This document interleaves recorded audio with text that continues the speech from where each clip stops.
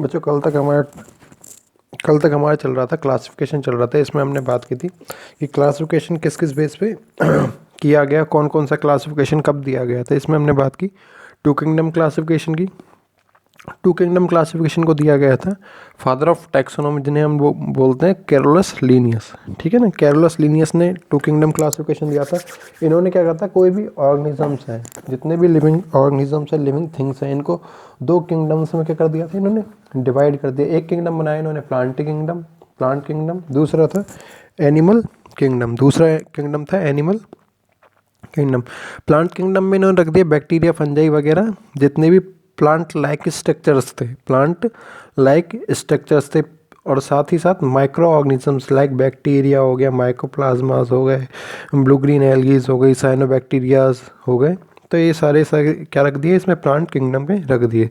फिर बात की सेकंड किंगडम एनिमल किंगडम की। एनिमल किंगडम में इन्होंने क्या किया था, lower animal to higher animal, even protozoa to mammals तक की हम लोग बात कर सकते हैं। ठीक है ना, ऑल एनिमल्स को क्या रख दिया था, एनिमल किंगडम के अंदर रख दिया था। ठीक है, फिर बात की जाए थ्री किंगडम क्लासिफिकेशन की। थ्री किंगडम क्लासिफिकेशन दिया गया था अर्नेस्ट हैकल द्वारा। अर्नेस्ट हैकल द्वारा ये क्या किया गया था, थ्री किंगडम क्लासिफिकेशन को दिया गया था। इन्होंने क्या किया था, जो प्लांट किंगडम था, प्लांट किंगडम में हमने बात की थी माइक्रो ऑर्गेनिजम्स की। माइक्रो ऑर्गेनिजम्स थे माइक्रो ऑर्गेनिज्म से और हायर प्लांट तक किस में रख दिए, प्लांट किंगडम के अंदर रख दिए थे। एक नए किंगडम का फॉर्मेशन यहाँ पे हुआ था, और वो किंगडम था प्रोटिस्टा किंगडम। प्रोटिस्टा जो वर्ल्ड है मोस्टली किसके लिए यूज में लिया जाता है, प्रोटोजोआ के लिए। प्रोटोजोआ के जो एनिमल्स होते हैं इनके लिए लिया जाता है। क्यों, प्रोटोजोआ क्या होते हैं, प्रोटोजोआ के जितने भी एनिमल्स होते हैं क्या होते हैं, यूनिसेलुलर ऑर्गेनिजम्स होते हैं। मतलब इनमें पूरे के पूरे शरीर में एक ही कोशिका पाई जाती है। जैसे कि हम लोग बात कर सकते हैं अमीबा की, यूग्लिना, पैरामीशियम वगैरह की बात कर सकते हैं। सॉरी, ओम नमः शिवाय। ठीक है, थर्ड किंगडम इन्होंने बनाया था एनिमल किंगडम। थर्ड किंगडम इन्होंने बनाया था एनिमल किंगडम बनाया था। एनिमल किंगडम क्या था, lower animal to higher animal तक इन्होंने इसमें रखा था। फिर बात की जाए फोर किंगडम क्लासिफिकेशन की। फोर किंगडम क्लासिफिकेशन दिया गया था H.F. कोपलैंड ने दिया था। इन्होंने क्या किया था, माइक्रो ऑर्गेनिजम्स को प्लांट किंगडम से निकालकर एक नए किंगडम का फॉर्मेशन कर दिया, और उस किंगडम का नाम रख दिया इन्होंने मोनेरा। मोनेरा में क्या कर दिया, जितने भी माइक्रो ऑर्गेनिजम्स है like bacteria, blue green algae वगैरह, इनको सब इसमें रख दिया था। ठीक है ना, प्लांट किंगडम में algae, fungi, bryophyte, pteridophyte, gymnosperms और एंजियोस्पर्म्स को इन्होंने रख दिया। प्रोटिस्टा एज इट इज था, ऊपर वाले यूनिसेलुलर ऑर्गेनिजम्स, अमीबा और पैरामीशियम लाइक। ओके, फिर बात की जाए नेक्स्ट एनिमेलिया किंगडम की। इसमें क्या थे, lower animal to higher animals तक हम लोग बात कर सकते हैं। इसके बाद में आ गया था एक यूनिवर्सली एक्सेप्टेड किंगडम आ गया था, जो कि ये टू किंगडम क्लासिफिकेशन से लेकर फोर किंगडम क्लासिफिकेशन में जितनी भी गलतियां थी या जितनी भी कमियां थी, इनको फाइव किंगडम क्लासिफिकेशन ने क्या कर दिया था, पूरा कर दिया गया था। और ये फाइव किंगडम क्लासिफिकेशन दिया गया था R.H. विट्टैकर के द्वारा। फोर्थ नंबर पे आता है हमारे पास पंच जगत वर्गीकरण।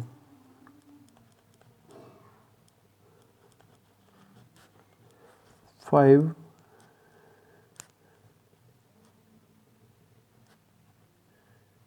Kingdom classification, five kingdom classification. ठीक है ना, five kingdom classification is given by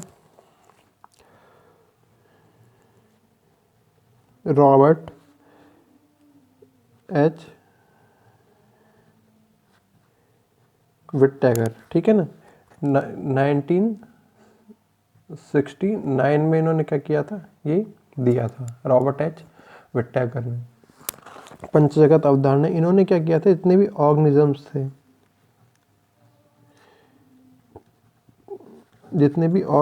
थे, इनको 5 किंगडम में क्या कर दिया था, यहाँ पे डिवाइड कर दिया था।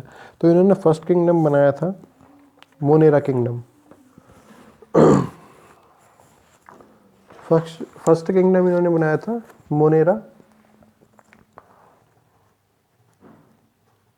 Monera kingdom. सेकंड किंगडम की यदि बात की जाए तो प्रोटिस्टा, थर्ड था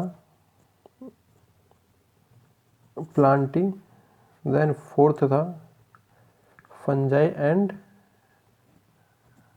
एनीमेलिया, फंजाई एंड एनीमेलिया, ठीक है ना।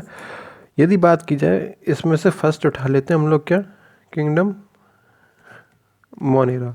किंगडम मोनेरा की बात कर सकते हैं हम लोग। मोनेरा में क्या होगा, जितने भी एनिमल्स आएंगे, मोस्टली हम एग्जाम्पल से ही देख लेते हैं। पहले एग्जाम्पल आते हैं इसमें बैक्टीरिया और ब्लू ग्रीन एल्गी, ठीक है ना, ब्लू ग्रीन एल्गीज वगैरह इसमें आते हैं। अब इसकी करेक्टर्स क्या क्या हो सकते हैं, करेक्टर्स क्या क्या हो सकते हैं, सारे के सारे क्या होंगे, प्रोकैरियोटिक होंगे, ठीक है ना, प्रोकैरियोटिक एनिमल्स होंगे। अब ये बात निकल के आई कि प्रोकैरियोट क्या हो, प्रोकैरियोट क्या हो, तो हम लोग बात कर सकते हैं differentiation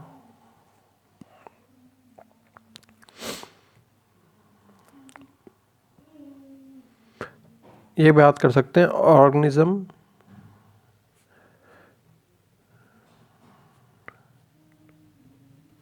differentiation on the basis of cellular structure, या कह सकते हैं on the basis of nucleus, केंद्रक के आधार पर। केंद्रक के आधार पर हम लोग कोई भी कोशिका होती है, कोई भी सेल होती है, इसको दो पार्ट्स में क्या कर सकते हैं, डिवाइड कर सकते हैं। एक होती है प्रोकैरियोटिक, अभी देख लेंगे पूरा का पूरा। एक हो सकती है यूकैरियोटिक। ये जो कैरियोटिक वर्ल्ड है, कैरियोटिक वर्ल्ड का मतलब होता है न्यूक्लियस,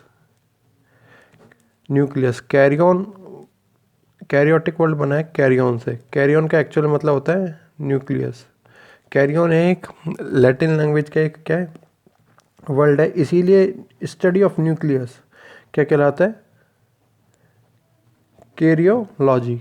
स्टडी ऑफ न्यूक्लियस की यदि बात की जाए तो क्या कहा जाता है, कैरियोलॉजी कहा जाता है। प्रो का मतलब होता है एंशियंट, या कह सकते हैं और भी अच्छी भाषा में कह सकते हैं ओल्ड, ठीक है ना। प्रो का मतलब एक्चुअल में क्या होता है, ओल्ड। यू का मतलब होता है मॉडर्न या न्यू,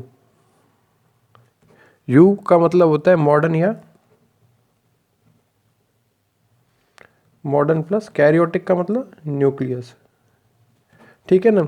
अब इस बेस पे हमने सेल्स को क्या है, ऑर्गेनिजम्स को दो पार्ट्स में डिवाइड कर दिया। ऐसा एक ऑर्गेनिजम्स ऐसे जिनमें क्या हो, ओल्ड टाइप का न्यूक्लियस पाया जाए, एक एनिमल्स ऐसे हों जिनमें मॉडर्न टाइप का न्यूक्लियस पाया जाए। अभी न्यूक्लियस का क्या चक्कर है, अभी न्यूक्लियस का चक्कर ये है, हम ये बना देते हैं एक सेल।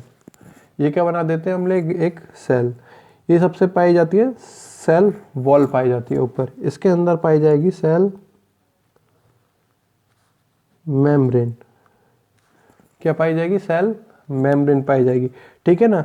अब हम लोग बात करते हैं जेनेटिक मटेरियल की, डीएनए वगैरह की, आरएनए वगैरह की बात कर सकते हैं हम लोग, ठीक है ना। डीएनए वगैरह और आरएनए वगैरह की बात करते हैं। तो अब इसका क्या चक्कर होता है, अगर ये डीएनए जेनेटिक मटेरियल, अगर ये जेनेटिक मटेरियल किसी भी मेम्ब्रेन के अंदर क्या हो, बंधा हुआ पाया जाए, जैसे कि हम लोग यहाँ, अगर यहाँ पे क्या हो, एक जेनेटिक मटेरियल के ऊपर मेम्ब्रेन लाइक स्ट्रक्चर पाए जाए, तो ये कहलाएंगे क्या, मॉडर्न टाइप के, ठीक है ना। अब यदि नहीं पाई जा रही है तो ये कहलाएंगे ओल्ड टाइप के। तो इसीलिए हमने बोला है इसको प्रोकैरियोटिक, यानी कह सकते हैं हम लोग अच्छे से कह सकते हैं विदाउट न्यूक्लियर मेम्ब्रेन, ठीक है ना। प्रोकैरियोटिक में कौन से एनिमल्स आएंगे, विदाउट न्यूक्लियर मेम्ब्रेन वाले आएंगे। साथ ही साथ प्रोकैरियोट का एक करैक्टर ये भी होता है कि इसमें कुछ जो सेल ऑर्गेनल्स होते हैं वो एब्सेंट पाए जाएंगे। Some cell organelles are absent, ठीक है ना। कुछ जो सेल ऑर्गन्स होंगे एब्सेंट पाए जाएंगे, ठीक है ना। इसी के जो अपोजिट काम करेगा क्या, यूकैरियोटिक में। यूकैरियोटिक में क्या होगी कि न्यूक्लियर मेम्ब्रेन जो होगी ये प्रेजेंट पाई जाएगी। इसके अंदर क्या पाया जाएगा, ये क्या हो जाएगी, न्यूक्लियर मेम्ब्रेन। ये क्या हो जाएगी, न्यूक्लियर मेम्ब्रेन। ऊपर की तरफ हो जाएगी सेल वॉल, सेल मेम्ब्रेन। ये हो जाएगा जेनेटिक मटेरियल। ये क्या हो जाएगा, जेनेटिक मटेरियल। साथ ही साथ क्या होंगे, cell organs,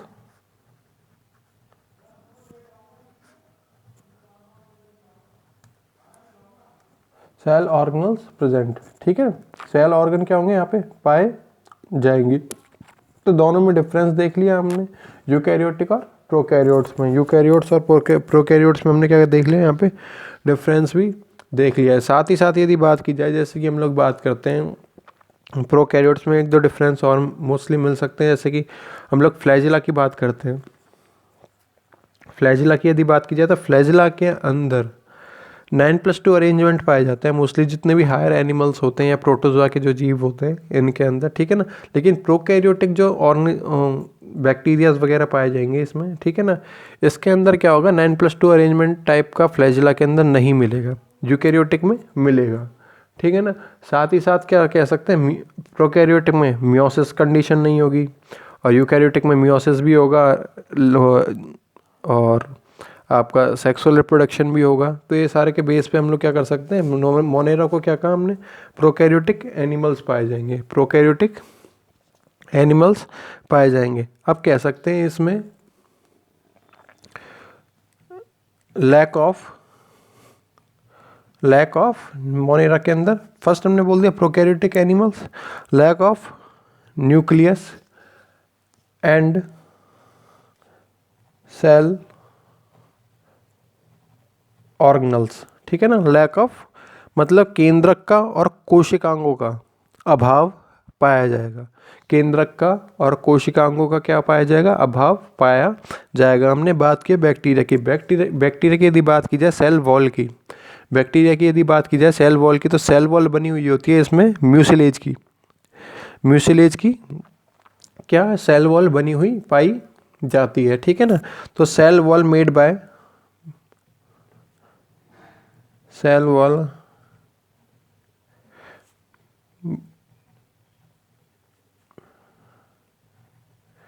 made by mucilage, ठीक है ना। म्यूसिलेज की क्या हो सकती है, सेल वॉल बनी हुई पाई जाएगी। एनारोबिक क्या पाया जाएगा, फोटोसिंथेसिस मेथड पाया जाएगा, AYV एनारोबिक फोटो रेस्पिरेशन या फोटो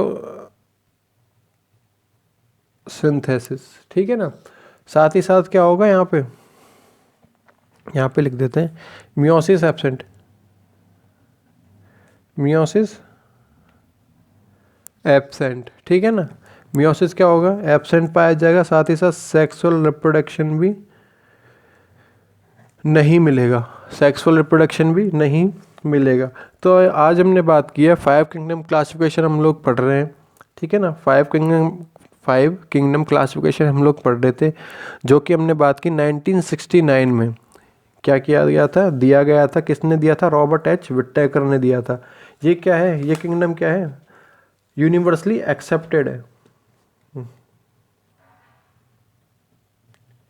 यूनिवर्सली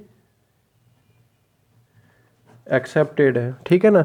ये क्या कर रहा था, 2 किंगडम क्लासिफिकेशन से लेकर 4 किंगडम क्लासिफिकेशन तक जितनी भी क्लासिफिकेशन सिस्टम में कमियां पाई जा रही थी, उन कमियों को दूर करने वाला था। अब यदि बात की जाए कि 5 किंगडम क्लासिफिकेशन के बेसिक फीचर्स क्या क्या थे, किस किस आधार पर विट्टेकर ने क्या किया था, 5 किंगडम का फॉर्मेशन किया था। फर्स्ट बात कर सकते हैं हम लोग न्यूक्लियर ऑर्गेनाइजेशन की, या कह सकते हैं हम लोग सेल्युलर ऑर्गेनाइजेशन की बात कर सकते हैं। जैसे कि हमने बात की प्रोकैरियोटिक हो सकती है, यूकैरियोटिक हो सकती है, अभी हमने बात की, ठीक है ना। मोनेरा में हमने बात की प्रोकैरियोटिक को, बात की हम लोग बात कर सकते हैं सब क्या होंगी, यूकैरियोटिक टाइप की होंगी, ठीक है ना। बॉडी ऑर्गेनाइजेशन की बात कर सकते हैं, बॉडी ऑर्गेनाइजेशन की बात कर सकते हैं, मतलब या तो कंडीशंस क्या हो, यूनिसेलुलर हो या मल्टी सेलुलर हो, एक कोशिकीय हो या बहु कोशिकीय हो। दूसरी हम लोग बात कर सकते हैं न्यूट्रिशन मेथड की बात कर सकते हैं, हम लोग न्यूट्रिशनल मेथड की बात कर सकते हैं, जैसे कि स्वयपोषी हो सकते हैं, ऑटोट्रॉफिक हो सकते हैं, हेटरोट्रॉफिक हो सकते हैं, पैरासिटिक फॉर्म में भी पाए जा सकते हैं, ठीक है ना। तो इस प्रकार से हमने बात किया। मोनेरा की यदि हमने बात की तो मोनेरा के एनिमल्स के लिए हमने बोल दिया कि क्या हों, प्रोकैरियोटिक एनिमल होंगे। साथ ही साथ मियोसिस एब्सेंट पाया जाएगा, सेक्सुअल रिप्रोडक्शन नहीं मिलेगा। दूसरा, न्यूक्लियर मेम्ब्रेन या कह सकते हैं हम लोग न्यूक्लियस, ठीक है ना, न्यूक्लियस नहीं पाया जाएगा। साथ ही साथ सेल ऑर्गेनल्स भी नहीं पाए जाएंगे। सेल वॉल म्यूसिलेज की बनी हुई होगी और एनएरोबिक मतलब बिना ऑक्सीजन की उपस्थिति में क्या किया जाएगा, प्रकाश संश्लेषण की क्रिया की जाएगी, ठीक है ना। बाकी हम लोग देखेंगे नेक्स्ट वीडियो में। Thank you.